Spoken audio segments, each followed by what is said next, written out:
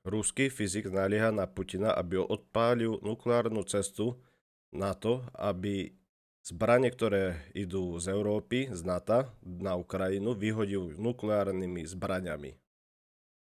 Ruský fyzik Antloj Vojlicev vyzval prezidenta Putina, aby použil jadrové zbrane proti Ukrajine s cieľom urýchliť vojnu a prerušiť dodávky zbraní západu. V liste, ktorý získava Novaja Gazeta, Volicev navrhol zaznamenať na ukrajinský Beskidský tunel odvolaním sa na obmedzenia konvenčných zbraní. Tvrdí, že jadrové útoky by mohli efektívnejšie blokovať zásobovacie trasy. A to napriek potenciálnym obetiam a minimálnemu vplyvu na životné prostredie. A teraz si povieme, prečo vôbec Ukrajinci zaútočili na ruské územie a aký účel to bol. Zistili sme to. Bolo to preto, lebo ide stade hlavné odvetie plynu na Slovensko a Maďarska.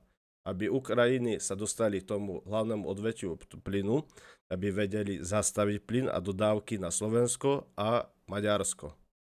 Takže Zelenský zase už vymýšľa také veci, že aby chudobnejší mali drahší plyn, aby bohatší viacej zbohatli na tom, že bude sa dovážať zvonka plyn. Takže môžeme ďakovať Zelenskému za jeho múdre nápady.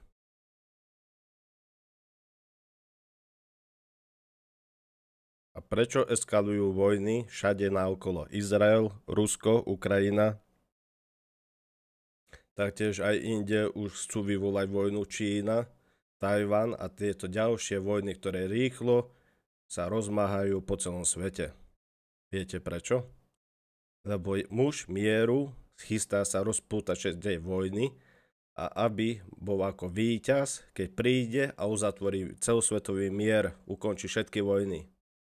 A potom sa vyhlási za takého človeka, že nebudete tomu veriť, keď sa to stane, lebo viem dopredu veci, ktoré sa budú diať. Odakedy som bol zlý človek a slúžil som pri iluminátoch, ktorí ovládajú celý svet. A títo ilumináti, keď si pozrete, aby som vás neklamal, môžete si pozrieť v Bratislave veľká loža a preveriť účty týchto ľudí, ktorí majú vysoké zisky. A skade chodia peniaze z Washingtonu a tak ďalej. A hlavná centrála je v Amerike týchto iluminátov, ktorí hýbu celým svetom. Oni, čo si zmyslia, navrhnú, také spravia. Zelenský to je ako šašoich na vyvolanie, ako provokácie Ruska, aby mohli nastoliť vládu toho mierotvorcu alebo vyprovokovať 3. svetovú vojnu. Ale to nebude také jednoduché, lebo Putin není až taký labilný, ako si mysleli, že Putin bude hneď nukleárnou vojnou niečo riešiť. Práve, že Putin je ešte mieru milovný vodca, ktorý nerobí také rýchle ako rozmyslenia, ako niektorých, čo poznám, ktorí okamžite by ináč reagovali, keby takto Zelenský vnikol na ich územie. A ďalšia vec, očkovanie a tieto veci, keď sme už pri tom a testovanie. V roku 2016 si pekne ten miliardár napísal, tiež Illuminát je to, knihu, ako príde pandémia, očkovanie a tak ďalej. 2016 pekne vám to napísal. Potom natočil 2017 Resident Evil, posledná